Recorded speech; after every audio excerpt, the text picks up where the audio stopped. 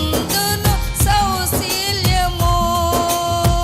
ప్రభువు కోసమే బ్రతికేదను, కాపాడుకొందును నా సాక్ష్యము. యేసుతో జీవితం పరమునా శాశ్వతం. యేసుతో జీవితం పరమునా శాశ్వతం. సొంతమైపోవాలి నా యేసుకు, మిళితమైపోవాలి